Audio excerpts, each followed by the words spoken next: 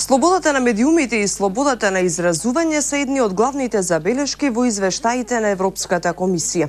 Годинава Македонија забележи и пат од 34-тото место во рангирањето на Светската организација Репортери без граници. Се вклучуваме во студиото на Ексклузив, каде не чека Јофе, кој ќе ни рапортира околу овие теми. Јофе, до каде стигна Македонија на ова поле во годината која изминува? Па, Тања, како и на многу други полиња, така и на ова стоиме супер и ни фалат само уште 2-3 чекори до бездната. Не, најсериозно супер ни оди на ова поле и не треба воопшто да ги слушаме и да им придаваме на значење на извештаите на Европската комисија или на некои си там организации како што се Репортери без граници. Зарем странци да знаат подобро од нас како ние овде? Не знам дали знаете, но јас имам слушано дека постојат држави каде луѓето се плашат да зборуваат и да опатуваат било какви критики кон власта за да не ги изгубат своите работни места. Да, ова е целосна вистина. Во некои држави власта врши злоупотреба на јавниот сектор со вработување на партиски кадри и со уценување на вработените во јавната администрација да гласаат за нив на избори, бидејќи во спротивно ќе го изгубат работното место. Така, луѓето исплашени за својата екзистенција се плашат и да зборуваат, да протестираат или на каков и да е начин да го изразуваат незадоволството кон власта. Постоја случаи каде луѓе кои се дрзнале да зборуваат, да протестираат и да кажуваат своите маки се апсени со чудни обвинувања, како на пример дека засадиле марихуана во своите ниви.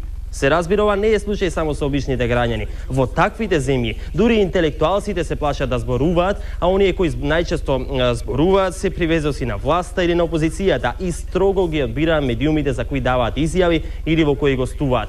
Цела среќа што Македонија не е дел од таквите земји. А Јофе, што е со новинарството и со слободата на медиумите? Дали постои мешање во уредувачката политика од власта, од опозицијата, од собствениците?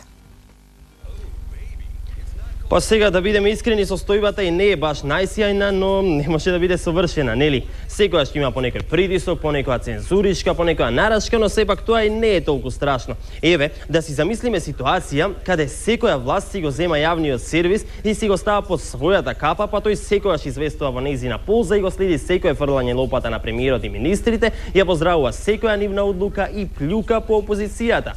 Да си замислиме ситуација каде јавниот сервис е пренатрупан со владини реклами, кампањи, соопштенија. Тоа би било навистина страшно и загрижувачко. Цела среќа што реалноста е поинаква. Или пак да си ја замислиме најстрашната можна ситуација. Ситуацијата во која претседатели на политички партии кои се во владеачката коалиција посетуваат национални телевизии. Па за која црна слобода на медиумите ќе зборуваме тогаш? Така да, јас воопшто не би се жалел. Би рекол дури дека постои преголема слобода. Вработените не може да излезат. Никој не влез, не влез. А чекай, што е ово? Ние сме новинари овде, за заеден ли сте или сте за друга фирма? Што прави? Ке паднат овие. Какви се овие снимки?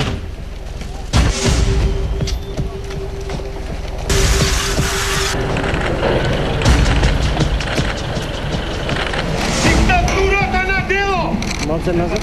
На Груевски демократијата! Еве ова! Чекајте. Што беше ова? Какви се овие снимки? Извинете за што ви зборував? Да, слобода на медиуми и слободно новинарство. Епа, после овие снимки, само би се надоврзал на она што го кажав на почетокот, дека ни фалат само уште 2-3 чекори до бездната. Сега мислам дека не ни фали ништо. Веќе сме таму. Среќна слобода на медиумите. Јофе, ти благодариме за исцрпниот